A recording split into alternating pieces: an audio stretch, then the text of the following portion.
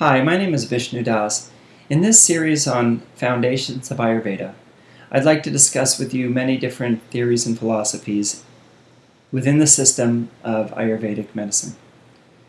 This initial video, I'd like to discuss the concept in Ayurveda known as Swastha. Swastha is a Sanskrit term which means to abide in oneself. To abide in the self that is ever present behind each and every thought, feeling, and emotion. And it is ever present regardless to our state of health, mentally and emotionally.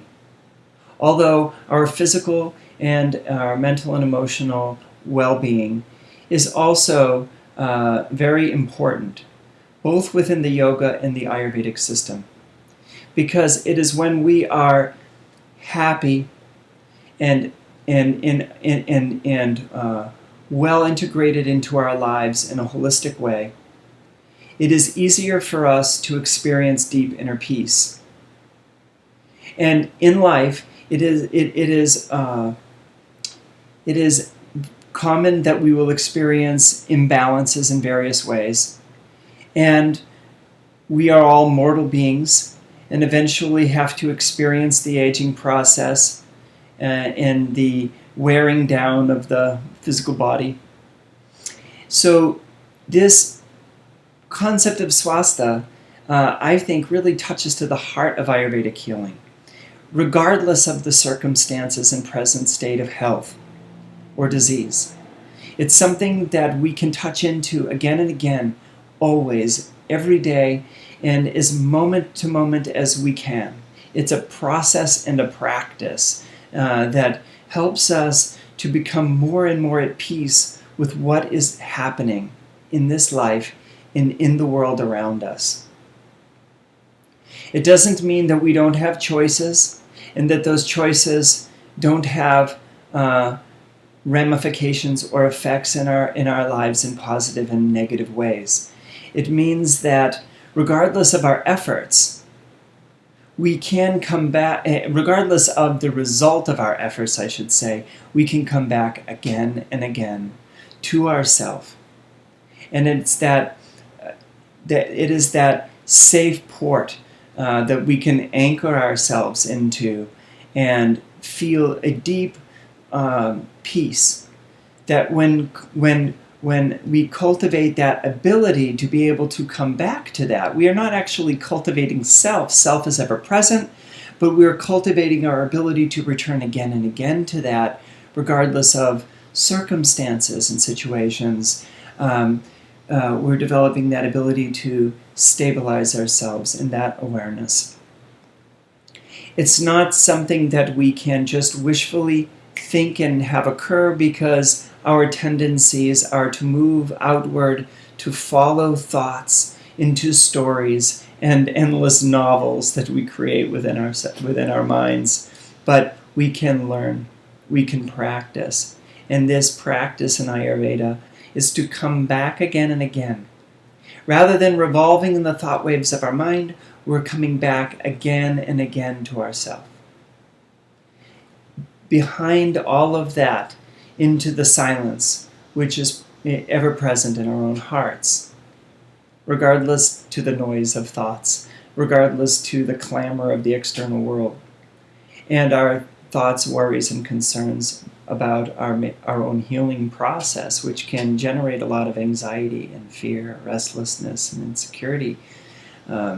So in this way, all of our life challenges help to fuel, feed, and in a sense compost our practice, our practice, so the seed of health can grow in the garden of our own lives.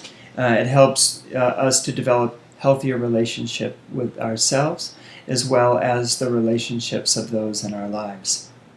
Ayurveda also has other definitions of health which I don't think are separate from this. In some ways they feed and inform each other. But Ayurveda also defines health as a balance of the bodily humors, healthy formation of bodily tissues, healthy formation and elimination of waste products, and cultivating a harmonious relationship between ourselves through our senses into the external world, so ultimately our minds can be peaceful and naturally happy, which according to the great sage Ramana Maharishi, he would often say that our natural state is happiness.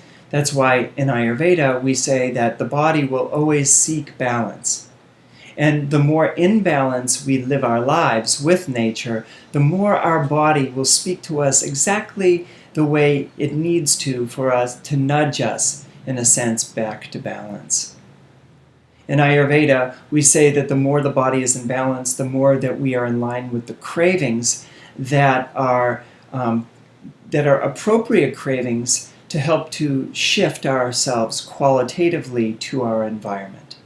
Just as animals know exactly what to maybe eat in nature in order to help themselves, like a dog may eat fresh green grass in the springtime in order to cleanse, or if they're not feeling well, if they ate something that could possibly harm them, they may be inclined to go eat some green grass and in a way give themselves a natural purgative, a bulking laxative that will help to pull that out of their system and ease their belly pain, or even induce vomiting, which can occur when dogs will eat grass. It'll tickle their throat, and they might relieve themselves of what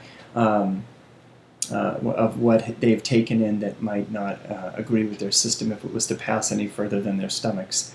So this is a natural intelligence that all of us have in order to come back to balance again and again, and that also is swastha, because that information, that communication from the self, that inner directive of the self is informing us in that our own intuitive processes.